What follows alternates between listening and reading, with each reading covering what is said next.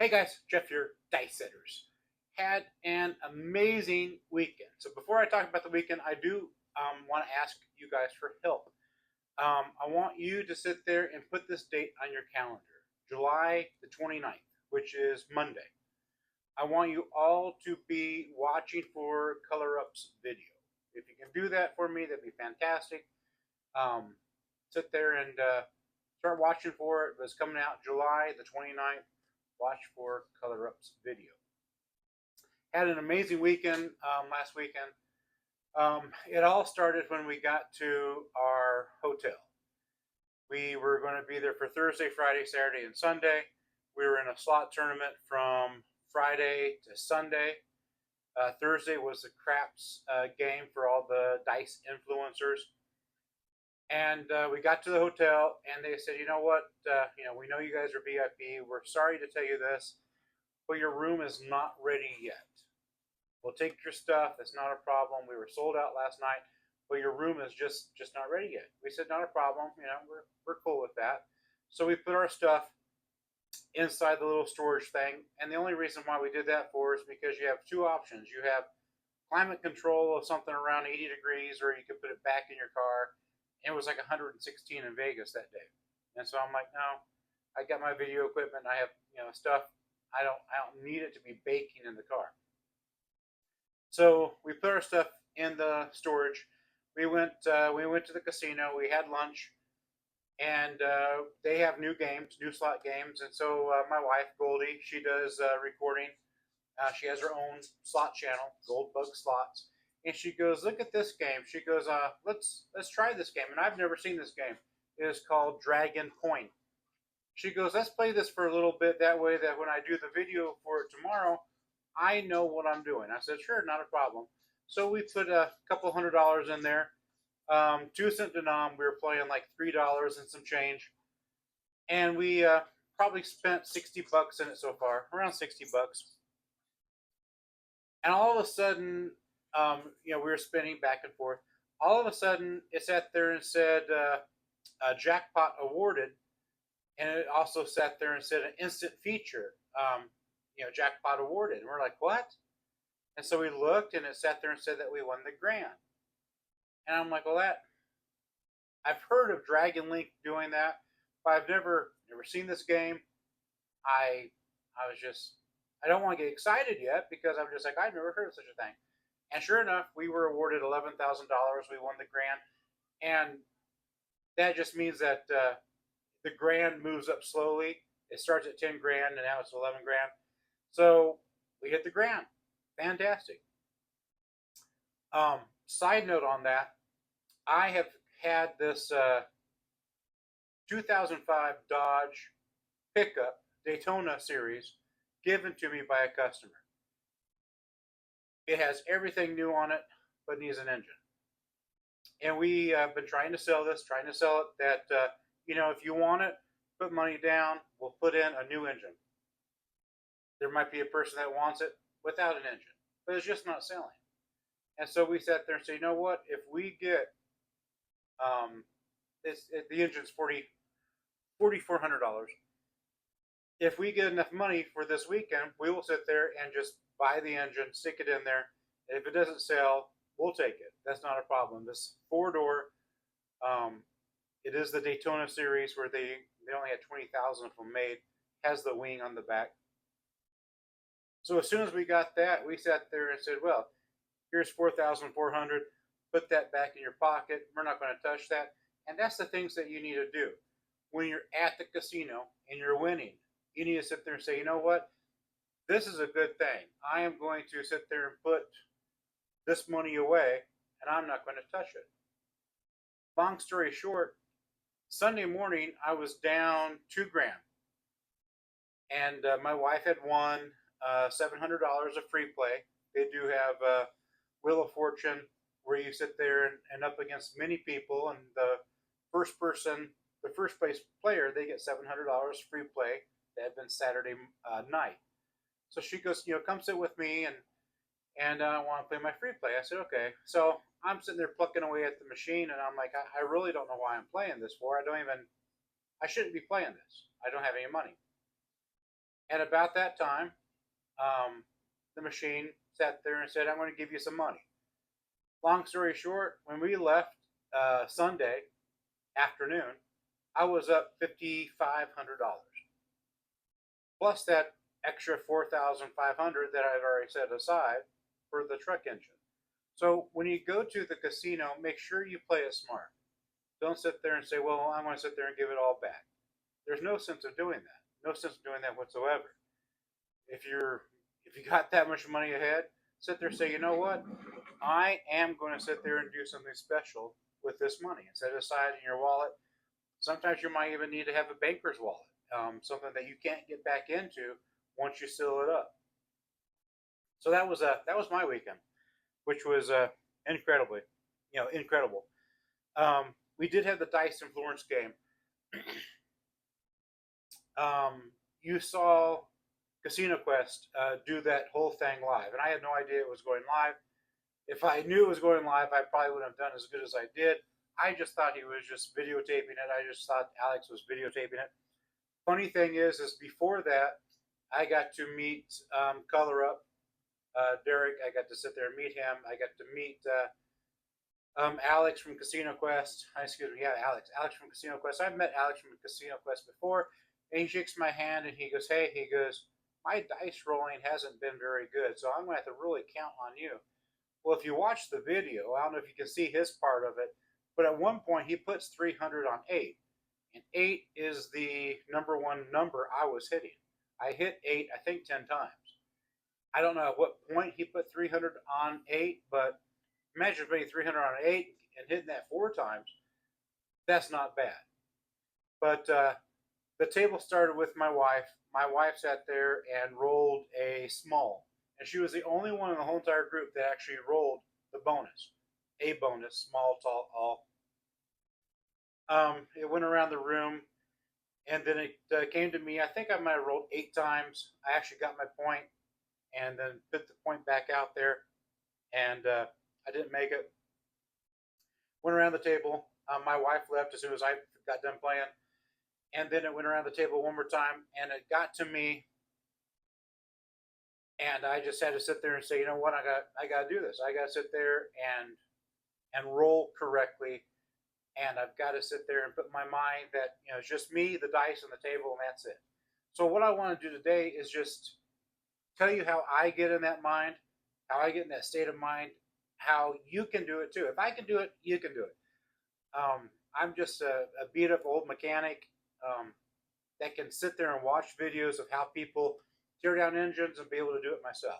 I sit there and watch people how they dice set and do it myself. So if I can do this, you can do this as well. There are some things that I want you to remember. You need to practice. For sure you need to practice. If you are going to go to the casino and play craps, and you are going to sit there and have 1 or 2 or 3 beers in you as you're playing, then you need to do the same thing while you're practicing. If you're practicing with 2 or 3 beers in you and you go to the casino and not drink, it will change your outcome. Number one, you're not going to be as relaxed. That's the biggest thing. So however you practice, I know it sounds awful, however you practice at home, that's the way you've got to do it at the casino. I sat there and completely didn't realize this point whatsoever. So if you're practicing always, of course it was always after work. It was always come home, have dinner, have a couple of drinks, and we're going to sit here 2 or 3 hours, then go to bed. And in that course of 2 or 3 hours, we're going to have 2 or 3 beers. I tried to do it one time without drinking at the casino, and it was horrible. It was absolutely horrible. I couldn't relax. I couldn't focus. I couldn't roll anything. So some of you that sit there say, you know what, I can't do it. It might be as simple as that. Second thing, make sure your dice are sharp. If your dice have worn edges, if you've been using your dice for a long time, it's time for a new set of dice. That is for sure. If you're going to practice, new set of dice. I don't know how long you practice, but definitely, if you're practicing as much as I was practicing, you want to sit there and change them out at least once a month. At least once a month. Or if you're like, well, how come it is that my dice sets aren't working on my table? Change your dice. I guarantee they will work. What you saw Thursday was me starting out with the Iron Cross. I believe I only had, I was only doing 3 units on the numbers, which would have been 18, 18, and 15. I have tried in the past to go higher. I have tried to do 30, 30, 25. I don't know what it is about having that much of my money on the table that my brain doesn't like it, but it's kind of like a mental block that's a lot of money on the table, and so I've got to roll the dice super careful. The thing I have to think about is after 8 rolls, all of that is casino money, and that makes it more relaxed for me. I rolled 42 times, and when the 8 was hitting, I would get $200 or $300 back by the time it all ended. And that money I sat there and let it ride, that was not my money. Of course, I could have stopped it and sat there and said, take it down. But truly, that was all casino money. It was all casino money. I had already collected my money, and I just had theirs to make more profit. I can't do it with a lot of money on the table. It's hard for me to do it with other people rolling, but as long as they know what they're doing, I'm okay with it as long as they know what they're doing. But if I'm rolling, I can't have a lot of my money on the table. It frightens me when I'll sit there and start rolling and someone puts $500, $1,000 on the table, because that's money. And I don't want to disappoint people, but yet at the same time, I have to sit there and say, just put that out of your mind. I need to focus in on rolling the dice. Just roll the dice like you're supposed to. The biggest thing you need to do is figure out your dice set. There are certain dice sets I stay far, far away from. Why? Because I know that they do not work for me. They might work for you. That's okay. The one I must stay away from is the all dice set. That's you have them all looking the same. Because when one moves to the left, one moves to the right, it's a 7. Or if one should tumble to the right and one tumble to the left, that's a 7. And for me, I can't do it. I can do it for 2 or 3 times. After that, I have a 7. So when I see other dice setters using an all-way set, it freaks me out. But most of the time, they can do it just fine. I was trying to remember where I was at. Sam's Town. I was at Sam's Town, and there was a husband-wife team that would roll all-way sets. And they would do it by grabbing the end of it and kind of flipping it. And I was sitting at the end of the table, so I got to see it. They would stay together, the dice would stay together, and they would rotate together. And they would have $25 on all the hardways. Of course, they're using a hardway set. They were making a killing. And I've tried my hardest to duplicate what they were doing. Can't do it. I don't know what it is about it. So I stick with what I know. So don't get frustrated with yourself when you're like, you know what, this is not working. It's okay. Work with what you've got. A lot of people will sit there and tell you there's 6 ways, there's only 6 sets that you should be using.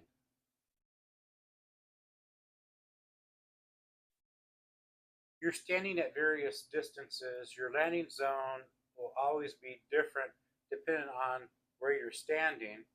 The dice are not going to go through the air straight, and you're trying to tell me that there's only 6 dice sets and only 6, and those are the only 6 you should use. I'm a mechanic, like I said, by trade. The directions might tell you step A all the way to step Z. It's supposed to take you 16 hours. But sometimes you can sit there and jump ahead to M or N and not have to do B, C, all those other ones, because you don't need to do them. As long as the ending result is the same, why sit there and trouble yourself to do that? My lead tech sat there and pulled an oil pan off of a Honda because the oil pan was leaking. They told me to do that according to all the documentations that we have, like all data, Identifix, that is a 16-hour job because the engine has to be pulled to remove the upper oil pan. I sat there and looked it up on YouTube. I'm like, no, there's people they're doing it with the engine still intact. And we did it. We did it with the engine still intact, 4 hours. And that's what I'm charging my customers, 4 hours. I was only guessing on how many hours it took, but to sit there and charge somebody 16 hours when you didn't do 16 hours of work is absolutely wrong. We got from point A to the end, and we stepped the part of remove engine. That's a big part. That didn't do that. We pulled everything from the bottom. It doesn't truly matter your dice set. Use what works for you. Now you have something to practice with. You have a good pair of sharp dice. You have a layout. Don't even need a layout. Pen, paper. Sit there and start with the simple ones. V2. And there's a couple of ways that the V2 works. You have that way and you have that way. Sit there and put down the way that you're using, roll it 100 times, and mark down what numbers you hit. Then sit there and do the V3. And the V3 has got two ways to throw that as well. You have this way, and then you also have this way. Cross sixes. Roll that 100 times. Tell me what your outcome is. There's the hard way set, the one that I try my hardest not to use. Hard way set. There's the side sixes. There's also these sixes. There is 1, 2, 2, 1. And there's thousands of them. Do it for 100 times each dice set, and tell me what the outcome is. Number one is going to improve your practice because you've got to practice this. Number two, you're going to sit there and say, well, I should have liked this dice set because there were fewer sevens in there. You will throw sevens. I guarantee you're going to throw sevens. But you want the dice set that rolls fewer sevens. And then you say, you know what? When, I don't know if you noticed, I was using the all 7 dice set, and that was only my second time rolling at that table once they have the new felt, the new layout on it. And I was scared about picking the wrong dice set. My favorite is 1, 2, 2, 1. But if it's not working, it's not working, and you're going to 7 out. So I use the all 7 set. My other favorite one is cross sixes. You turn them down 1. But again, I was afraid of using that. I knew I was going to have 2 chances around the table, at least 2, and I had to do something. I didn't want to sit there and go, I don't know how to throw. So you go with what you know is going to work. When you're not with a whole bunch of people, then you can try other things.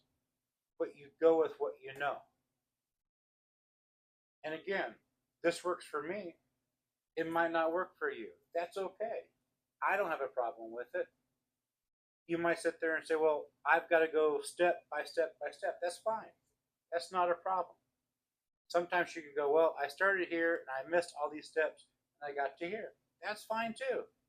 I'm not one that wants to sit there and say, it's got to be these 6 sets. Everyone rolls differently. Everyone throws differently. Every landing zone you're not going to get perfectly. You're not. Especially the further out you go. I always like L1, R1. I sat there that night and threw from L1. I sat there 2 days later on a glass top table, rolled a win, and I was at R1, and I did 32 rolls without a 7. I didn't roll a 7 whatsoever. That shows you the difference between a firmer table than one that has cushion. I did roll 7s that night, Thursday night, but they always came with the puck off. You might ask yourself, why is it that your 7s always came with the puck off? And that's the way it always has been. Because my mind can relax and say, you know what, if I hit a 7, it's not the end of the world. But then once the point is set, I've got to sit there and remember, how are my fingers? I don't want my thumb to move. I do want my thumb to move. I don't want these fingers to move. I want to make sure I go evenly. I want to make sure I don't have any spin on it. I got to make sure I hit the landing correctly. All that's going through my head. But you know, when you sit there and get your point and the point now is off, how easy it is to hit a 7, because you don't really have to worry about that. The only thing that's going to mess up is your all tall small. That's the only thing that's going to mess up. I'm going to show you how I sit there and throw. There's millions of ways to throw it. You can sit there and throw, the back way like this. There's also on the cut edge. So you're, I've only found one way that works for me. Again, it doesn't mean it has to work for you. But I want to show you that tonight. I want to show you, and I'm not going to charge you a dime. I'm not going to sit there and say, oh, you got to join a club. You got to sit there and give me $100. If you want to give me $100, that's fine. But I'm not selling you anything. I want you to succeed. I want you to do what you saw me do. I think anybody can do it. Last thing. When I got done with that roll, I happened to look at the dealer's money. It was barren. There were holes in that money. I've never seen a table so empty at Ellis.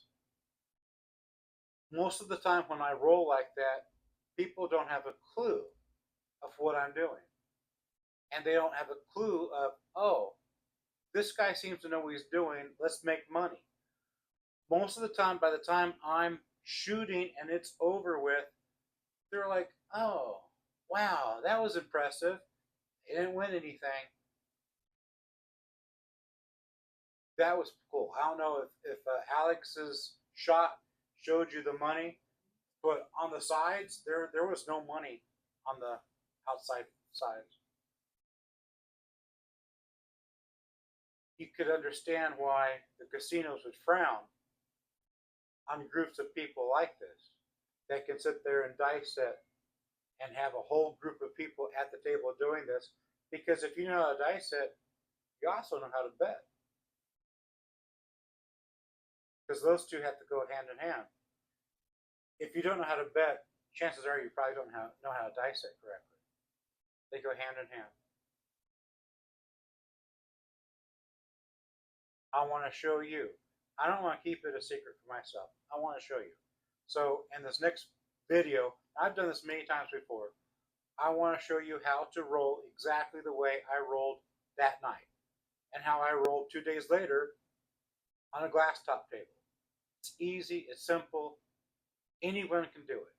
If you can sit there and play Simon Says, Monkey See, Monkey Do, you can do this. I want you to do this. I want you to show you that dice setting works. It works. It's incredible. What if it only added 2 numbers to your roll? What if it only added 3 numbers, or 3 rolls to your roll? How much would that help you? Instead of rolling 6 before you 7 out, let's say you can roll 10 before you 7 out. That's incredible. If you can play it correctly, you can sit there and say, hey, I can go from 7 rolls to 10 rolls. So in 10 rolls, I want to take everything down. Okay, well, I get up to 12 now. I get to 14. That's the way I want it to be. Let me show you how to do it. It's simple. It's so simple. But you've got to believe in yourself. I believe in you. You've got to believe in yourself. I know anybody that's watching this can do this. So without further ado, here is how I sit there and roll.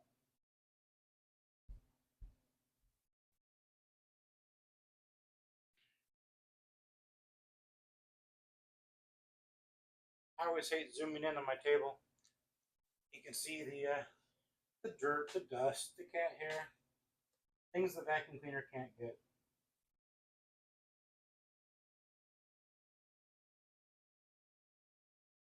I will show it the way I see it, and I'm going to show it the way, well, I'm going to show it the way that you see it, then I'm going to show it the way that I see it. Split that way. 1, 2.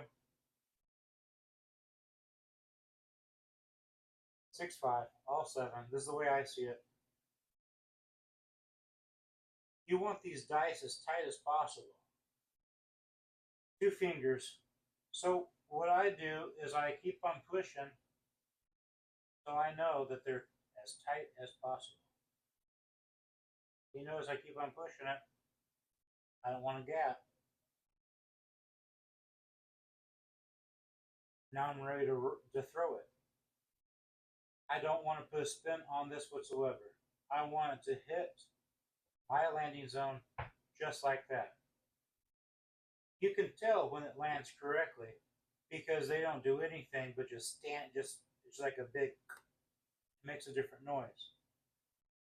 It's super hard to sit there and land anything correctly on the table and anything flat on the table.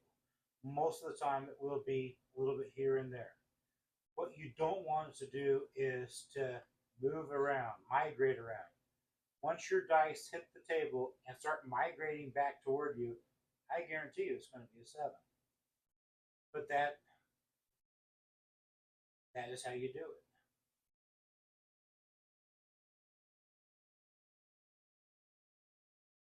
That one moves it so they're together because you can only use one hand. And now I'm ready to throw it. My fingernails are hitting the table. Yes, my fingernails are dirty. I was working today. This is the way it's going to look like for you guys if you were me. 1, 2, 6, 5. And again, make up your own dice set. You don't have to sit there and copy me. But this one works. This one was good enough for 42 rolls. It was good enough for 32 rolls in the glass table. Now you're ready to roll. If you notice, I try to find something to line it up on. And that way your starting point is always the same. There's lines. On every table there's going to be a line. Even on the glass top table, there's an LED line. There is some kind of line. And that way you know for sure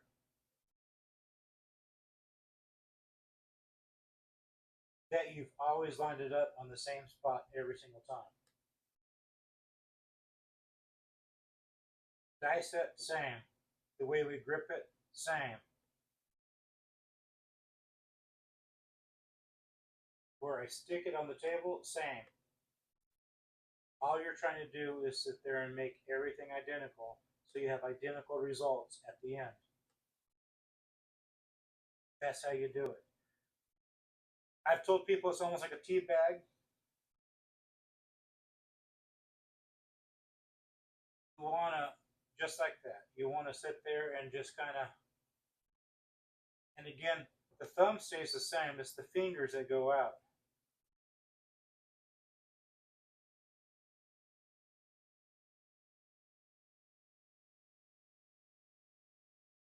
Sometimes I'll sit there and switch, and I'll have the fingers stay the same and the thumb drop out. You do it the way works best for you. But whatever you do, keep it identical because they do identical, they do different things. By having your thumb drop out, by having your fingers drop out. Sometimes by moving your fingers out, it'll actually make the dice split. And sometimes by dropping your thumb out, it makes the dice split. So be watchful for that. Try it when you sit there and throw. When you sit there and throw, sit there and go, this time I'm going to let my fingers go. This time I'm going to go let my thumb go. And you will see a difference. But that is how you sit there and throw my throw. I threw on Thursday and on Saturday. Please like, share, subscribe. Please watch Color Up's video on July the 29th, which is Monday. Please comment on it. Tell me what you think of the video. I can't wait to see the video. If there is something you want to see that nobody else seems to do, put it in the comments. I'm not afraid. Someone did comment they wanted me to show you more about the cum. I can sit there and do that. That's not a problem. do have my ideas about that, but just because they're my ideas don't mean it's it's cut and dry and that's the way it is. But I do have my ideas about everything.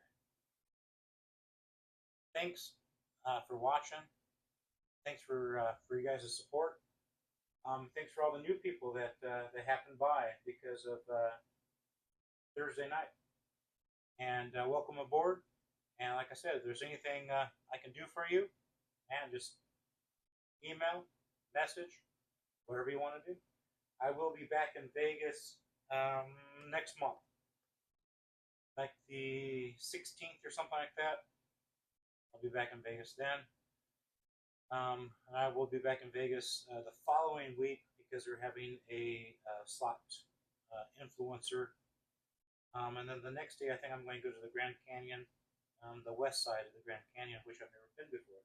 I've been to the south, I've been to the north, and this time I'm going to do the east, which is through the gateway of Kingman. If you know anything about it, if you've ever been on the west side of the Grand Canyon, let me know what you guys thought about it. Thanks for watching, guys. Like, share, subscribe.